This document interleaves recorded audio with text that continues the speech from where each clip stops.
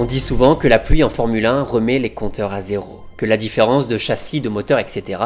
n'a plus trop d'importance quand les conditions météo sont catastrophiques. Et justement, le 2 juin 1996, lors du Grand Prix d'Espagne, la pluie est torrentielle, les concurrents tombent un par un.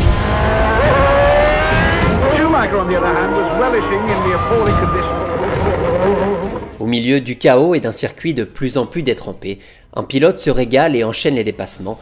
Parti 3e sur la grille et relégué encore plus bas suite à un problème d'embrayage. Le pilote de Ferrari va remonter tout le monde avant de matraquer le chrono en terminant 45 secondes devant le deuxième. Ce jour-là, au milieu du torrent et des glissades, seul un pilote a réussi à dompter sa monoplace et a proposé une conduite proche de la perfection. Ce pilote s'appelle Michael Schumacher.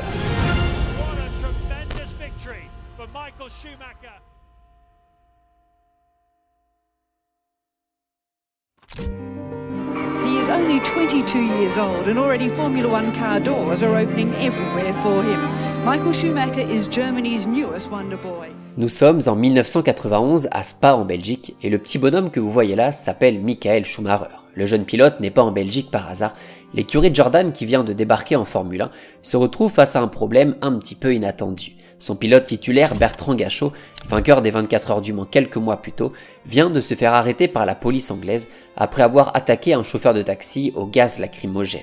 L'écurie Jordan met alors à l'essai un jeune pilote allemand, Michael Schumacher, qui déjà impressionne tout le monde sur le paddock. Pour sa première séance d'essai en Belgique, alors qu'il n'a jamais roulé sur le circuit et encore pire qu'il repère le tracé à vélo, il passe une bonne partie de la matinée en tête du classement et termine finalement 7e des qualifications. À 22 ans, pour sa première apparition en Formule 1, à moitié malade et presque fatigué, Schumacher réalise une performance que son écurie n'avait même pas réalisée pendant la saison.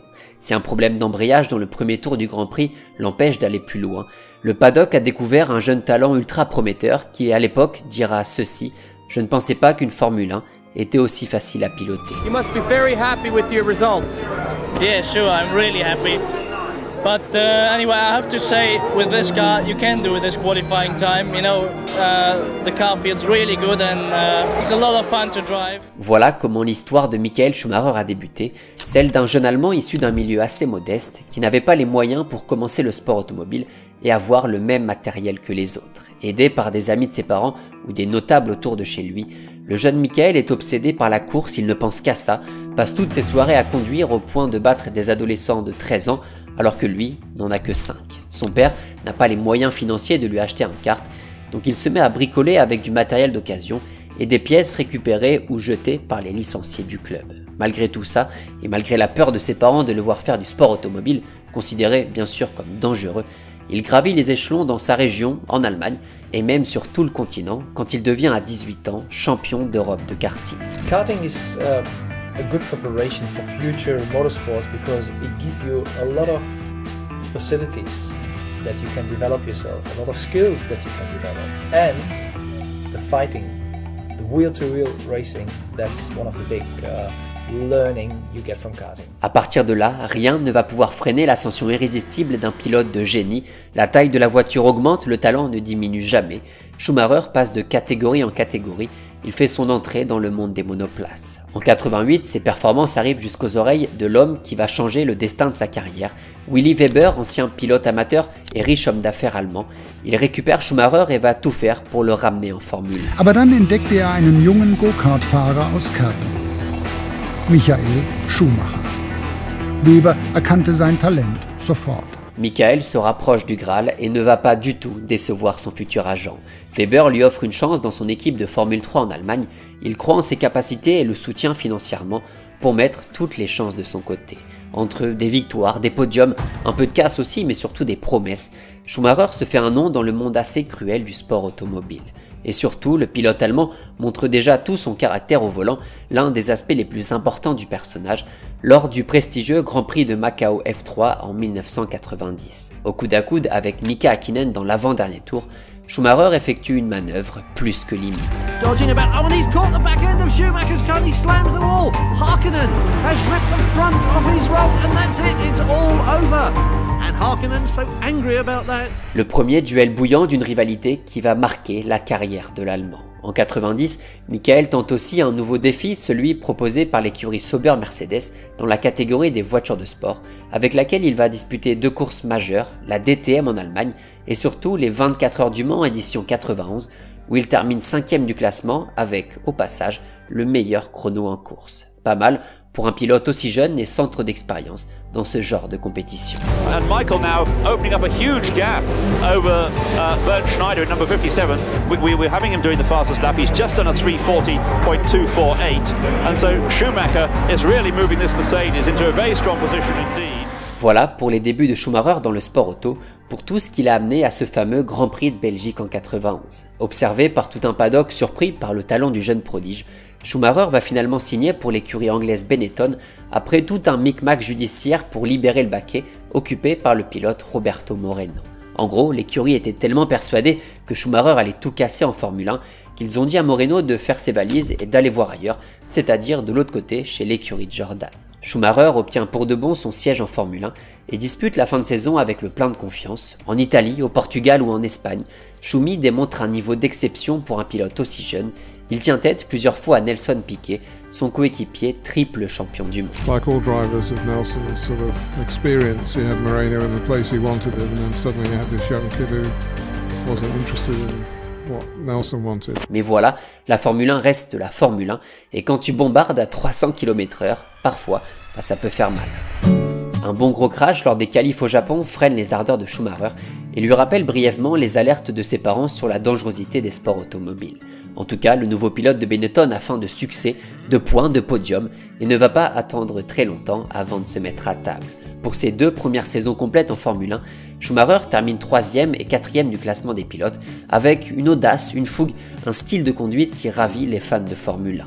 L'Allemand a vite compris que le talent n'était rien sans le travail, alors Schumi s'est mis à bosser, peut-être plus que les autres. Passionné par la technique et la mise au point de sa voiture, il a progressivement imposé une approche rationnelle, presque scientifique du pilotage. Every day he was there, he would do nothing but train and drive. If he wasn't running the latest updates and ideas from the factory floor, he was running the track himself. On some occasions he'd work for up to 16 hours, only stopping when the track was too dark to drive on. Un technicien de chez Benetton racontait que Schumi, malgré son jeune âge et le peu d'expérience qu'il avait en Formule 1, était capable d'intégrer des quantités impressionnantes d'informations sur le comportement de sa voiture. Il réclamait toujours des données, des infos, des projections qu'il analysait ensuite avec le reste des mécaniciens. Il exigeait par exemple un système de freinage aussi efficace et performant que son style de conduite ne l'était. Schumacher avait adopté une pédale de frein très courte et très sensible. L'Allemand n'étant pas très grand, il parvenait à exercer beaucoup plus de pression sur la pédale. Ça, c'est l'une de ses principales qualités, la recherche de la perfection, le désir d'avoir une voiture à son image, qu'il a compris, qu'il a construit, qu'il peut conduire de manière optimale.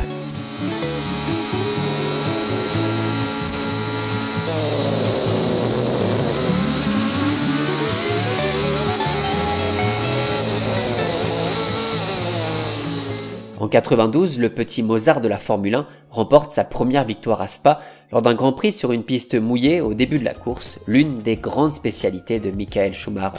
Pas vraiment gêné par ces conditions compliquées, il remporte le Grand Prix en Belgique et un deuxième en 93 à Estoril, dans une ère de la Formule 1 dominée par les intouchables McLaren et Williams. Avec une voiture et un moteur V8 moins performants que ceux utilisés par les grosses écuries, Schumacher se distingue par sa capacité à tenir tête au plus fort sur la durée pendant la plupart des Grands Prix. D'ailleurs, entre 92 et 93, sur les 32 Grands Prix disputés, seuls 2 ont échappé à Williams et McLaren, les 2 étant remportés par le pilote allemand. I really can't describe it. I mean, it's something crazy. But I really have to say, in the whole weekend, I felt that we quite good. And I don't know why, but when I was in the motorhome today, I thought I'm able to win this race, and that was unbelievable. And I have to say thank you to the team. Nous sommes alors en 94 pour le début de la nouvelle saison, et cette fois-ci Schumacher arrive avec de nouvelles ambitions et surtout de nouvelles idées. Sur sa monoplace qu'il travaille depuis 2 ans, il installe un triple compteur avec différentes données dessus, notamment sa vitesse, chose assez rare en Formule 1, où la donnée la plus surveillée est surtout le compte tour. Durant ses premières années, Schumacher analysait tous ses compteurs pour expérimenter des rapports de boîte, des styles de conduite, des trajectoires de virage, etc. et penser à toutes les modifications possibles sur le véhicule. L'expérience va porter ses fruits, l'Allemand écrase les 2 premiers Grands Prix de la saison avec presque un tour d'avance à chaque fois, profitant des soucis d'accrochage d'Ayrton Senna. With an improved Benetton at his disposal, Michael took victory in the first 2 races of 1994. And with his great rival Senna now driving for Williams, it looks set to be a classic season. Le Brésilien est le grand favori de cette saison. Après le départ d'Alain Prost et son arrivée chez Williams, il a tenu son rôle lors des 2 séances de qualif, mais n'a pas su en profiter lors des courses. Pour le 3e GP de la saison, celui de Saint-Marin, le duel entre Senna et Schumacher continue d'alimenter les discussions. Le Brésilien est plus rapide, c'est clair, il écrase les qualifs et commence la course en pole position. Après un premier accrochage à l'arrière qui fragilise le circuit et surtout refroidit les pneus des autres pilotes, la course repart et après seulement quelques virages, alors que Senna est en tête de la course devant Schumacher, l'effroi frappe le circuit.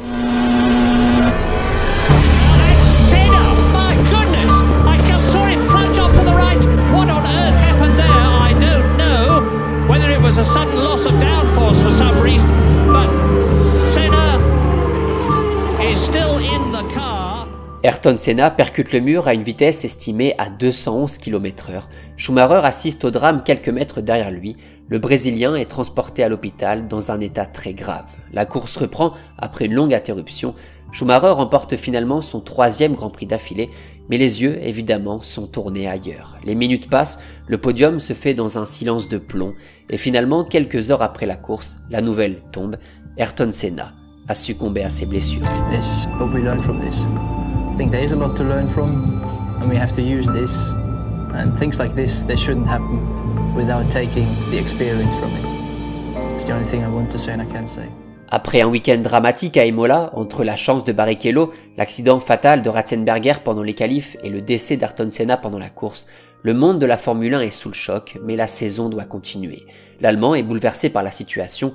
Senna était son idole quand il était petit, donc il veut tout faire pour essayer de lui rendre hommage. Du coup, Schumacher remporte 6 des 7 premiers Grands Prix. La victoire finale ne semble faire aucun doute, mais le problème, c'est que Schumi a du caractère, parfois un petit peu trop. Après un dépassement illégal lors du GP de Grande-Bretagne, Schumacher refuse la pénalité, continue la course et termine 2e, mais sera disqualifié et surtout suspendu pour les 2 prochains Grands Prix. I don't know, I mean the first message I got is that I have a 5-second penalty, which I got mentioned in the way that it would be just added on after the race. And not really a pit stop penalty, and I'm really unhappy about this, I have to say. Son concurrent principal, Damon Hill, revient un petit point derrière lui avant le dernier Grand Prix en Australie. Le suspense est maximal. Vers la moitié de la course, l'Allemand perd le contrôle de sa monoplace. Il revient sur le circuit après une manœuvre un petit peu douteuse. Il referme la porte devant Damon Hill qui le touche et le fait s'envoler dans le ciel d'Adélaïde. L'Allemand abandonne, la voiture du Britannique ne peut pas repartir au terme d'un duel assez fou. Schumacher est sacré champion du monde. For me, it was always clear that I'm not going to win the championship, and it's Ayrton who is going to win the championship, and I'd like to take this championship and give it to him.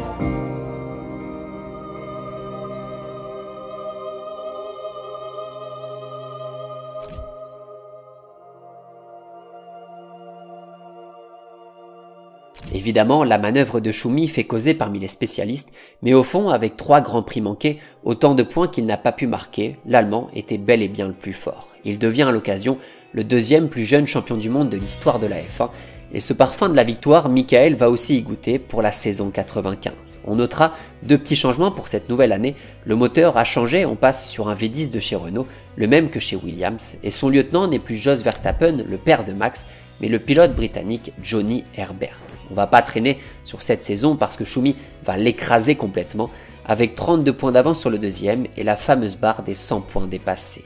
Parmi ses 9 victoires en course, un nouveau record égalé qu'il va bousiller quelques années plus tard.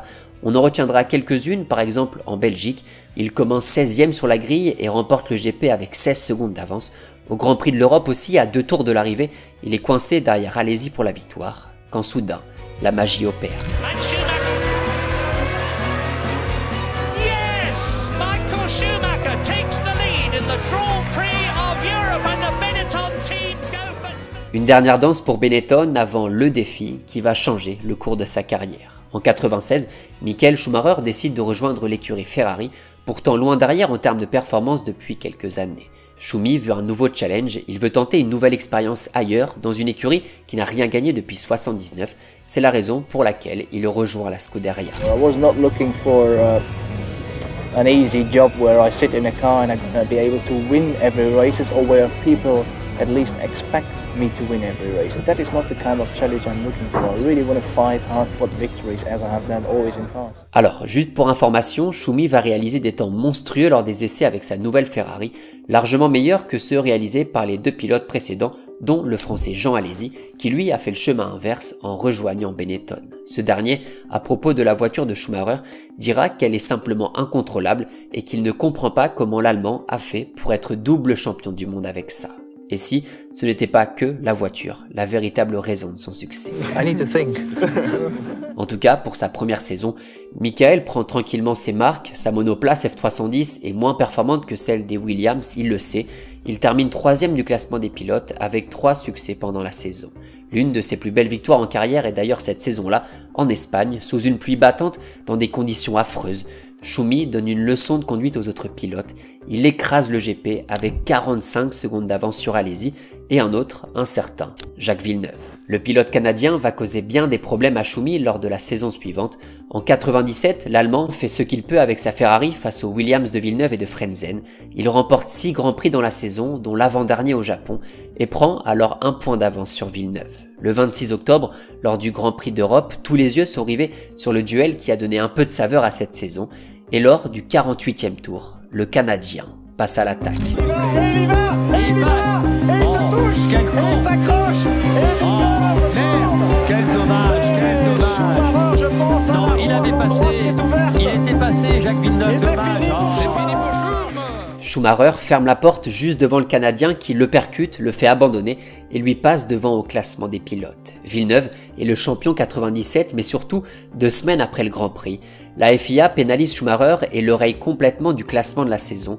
Il conserve sa victoire mais perd sa 2e place au général. I have to admit that I have done a mistake and I have done what I did. And I have to accept, and I do accept the penalty. Schumi accepte la décision, mais ronge un peu son frein, ça fait quand même 2 ans que le titre lui échappe, et cette situation va continuer à durer. En 98 puis en 99, il est battu par Mika Häkkinen, son fameux adversaire du Grand Prix de Macao en 90, dans 2 scénarios bien différents. La première année, les 2 hommes se livrent un magnifique duel, ils ont le même nombre de points à 2 Grands Prix de la fin, mais le Finlandais aura finalement le dernier mot. And look at him in the slipstream already, and Mika covering the line. Mike was going to try the outside again. I don't think he'll get away with it this time. And he's tucking back in. And he's going to try and go through on the inside. Michael Schumacher's got a race for him today. And Häkkinen defending his World Championship lead. L'année suivante, Schumacher se blesse en Grande-Bretagne alors qu'Häkkinen continuait de lui mener la vie dure. Il rate 6 Grands Prix à cause de sa blessure et finira la saison dans un rôle d'équipier pour Irvine. Même si l'ambiance est plutôt bonne avec le Finlandais. Schumacher sait qu'il doit faire quelque chose, ça fait 4 ans qu'il n'a pas remporté le moindre titre, alors Schumi va se mettre en action. La monoplace de Ferrari ne connaît pas de grande révolution. Schumacher fait confiance à ses 2 lieutenants, le chef designer Rory Bryan et le directeur technique Ross Brown, qui l'accompagnaient déjà quand il était à Benetton. Avec une voiture un tout petit peu plus basse, un nez toujours aussi fin et bien relevé, Schumi va remporter la saison 2000 grâce à un début de saison et un finish absolument monumental. Face à un Mika Häkkinen qui restera selon Michael comme son plus grand rival, le nouveau Baron Rouge remporte les 4 derniers Grands Prix et ramène à Ferrari son premier titre depuis 20 ans. Cet exploit, Schumi va le refaire en 2001, en 2002, en 2003 et en 2004.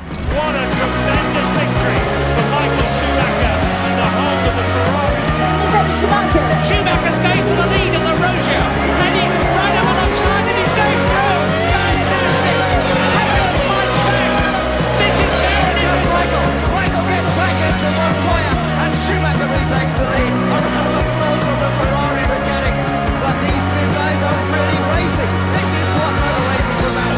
Schumacher's having none of it. They're side by side. Don't collide, guys. Please don't collide. Raikkonen gives it room. Schumacher is through. The crowd go bananas. And that says everything you need to know about Michael Schumacher's spirit. Hello, it's Michael Schumacher again.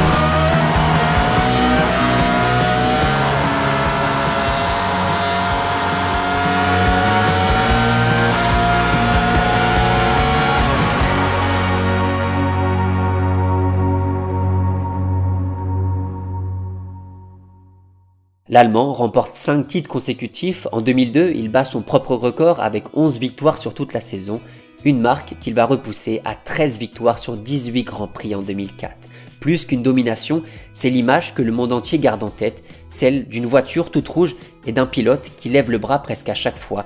Le Kaiser écrabouille tous les records de l'histoire de la Formule 1. Nombre de points marqués sur une saison, vitesse maximale atteinte en course, vitesse moyenne sur un Grand Prix, nombre de victoires totales et nombre de titres mondiaux.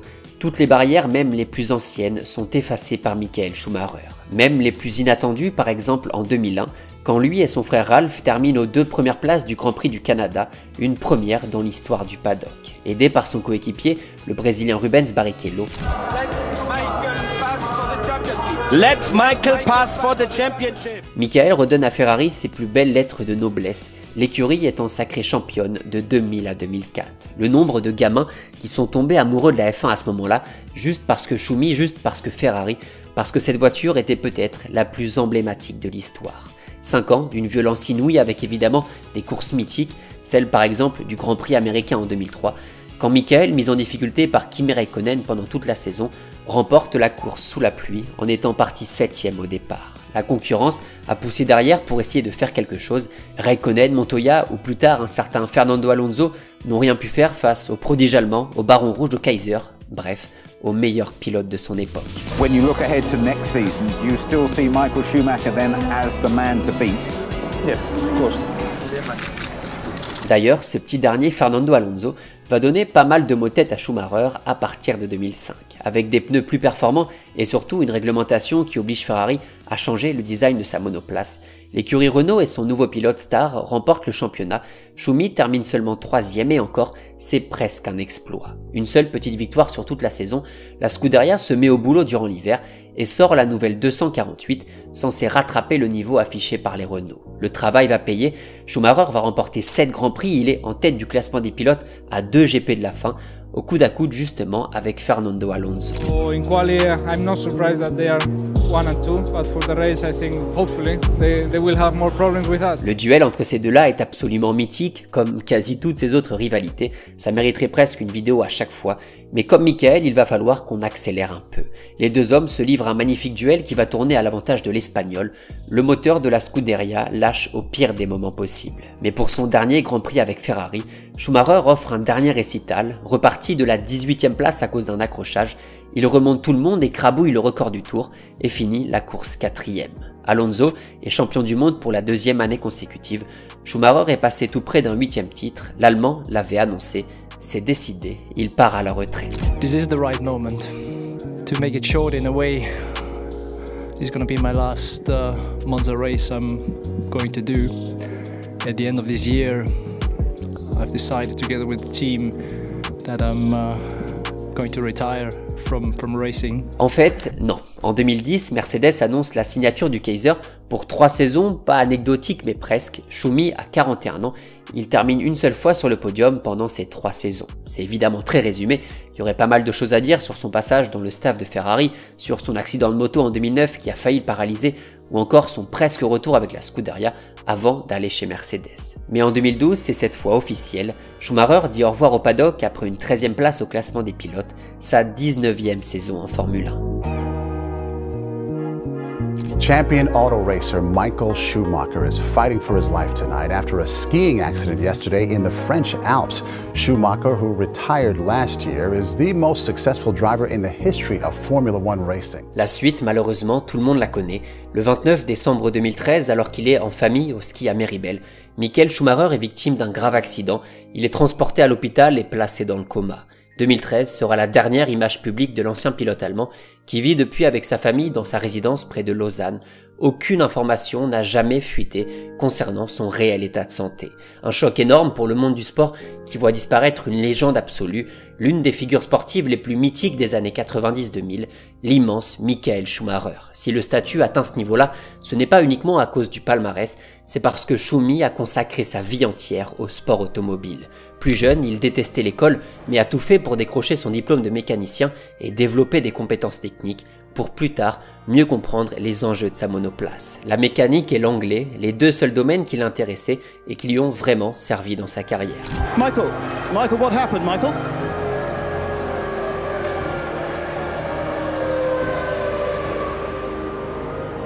have a bit of respect for humans. Okay. Bien plus qu'un grand pilote, Michael Schumacher est surtout un personnage unique. Si tous ses records ne sont jamais que des performances éphémères, pour la plupart d'ailleurs déjà battus, l'homme est un mythe qui allait bien au-delà de sa monoplace et de tout ce qu'il en faisait.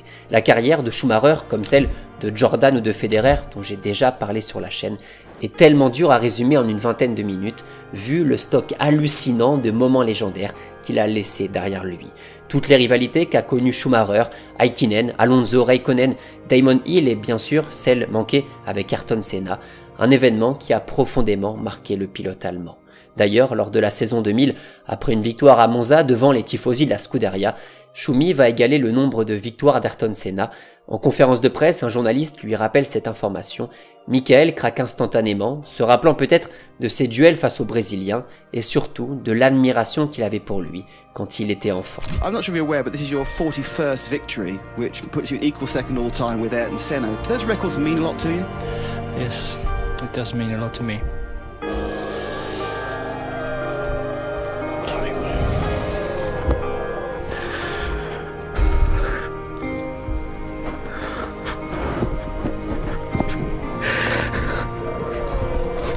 Thanks, Michael.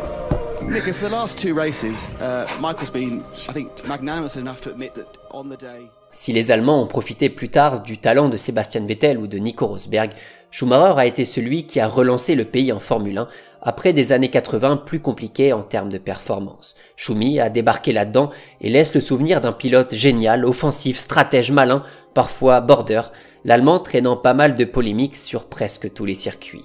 On parle ici d'accrochage volontaire, de manœuvres plus ou moins réglementées, de conflits, de sorties, de polémiques, de stratégies qui allaient parfois à l'encontre de l'intérêt sportif. Les deux Grands Prix d'Autriche en 2001 et en 2002 en sont d'ailleurs les meilleurs exemples. Mais comment être un immense champion sans avoir quelques détracteurs?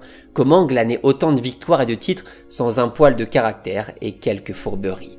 Avec au total 91 victoires et des chiffres hallucinants comme ses 19 podiums consécutifs, les 22 hat-trick pole position, meilleurs tours et victoires, mais aussi les 142 Grands Prix en ayant mené la course, le baron vert, jaune, bleu puis rouge a laissé bien plus qu'une empreinte. Évidemment, la question du meilleur pilote de l'histoire est libre à chacun, elle n'a pas vraiment de réponse.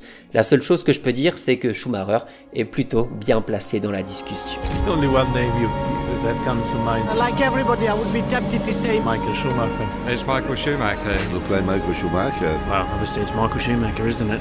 He's in a class of his own. He is the reference point. He is the best driver I've ever seen. En tout cas, selon Bild, le journal le plus tiré en Allemagne, Michael Schumacher est le plus grand sportif allemand de tous les temps. Pensez bien sûr pour l'autre Kaiser, qui allait presque aussi vite sur le terrain. Schumi a fait de chacune de ces années une histoire différente, un scénario presque unique à chaque fois. Au total, ça fait 7 titres mondiaux, mais le score aurait pu monter encore plus haut. En 97, 98 et en 2006, le baron a laissé traîner sa couronne à quelques points près. Schumacher aurait pu choper la dizaine. Et encore, tout ça, ce ne sont que des chiffres, le souvenir lui est encore plus fort. L'Allemand a choisi Ferrari en 96, une décision qui a changé pour de bon le visage de la Formule 1. En 94, Michael Schumacher a perdu son idole devant ses yeux. 20 ans plus tard, les passionnés de Formule 1 ont perdu eux aussi leur deuxième idole. Sans nouvelles, sans images, il reste heureusement le souvenir. Et bien sûr, que personne ne l'oubliera. What a tremendous victory for Michael Schumacher and the whole of the Ferrari team. Schumacher's going for the lead in the Rosia, heading right up alongside and he's going through. Fantastic! Hakkinen fights back. This is tearing it. Michael gets back into one tyre and Schumacher retakes the lead. A round of applause for the Ferrari mechanics. But these two guys are really racing. This is what motor racing's about. Schumacher's having none of it. They're side by side. Don't collide, guys. Please don't collide. Raikkonen gives him room. Schumacher is through. The crowd go bananas. And that says everything you need to know about Michael Schumacher's spirit. Hello, it's Michael Schumacher again.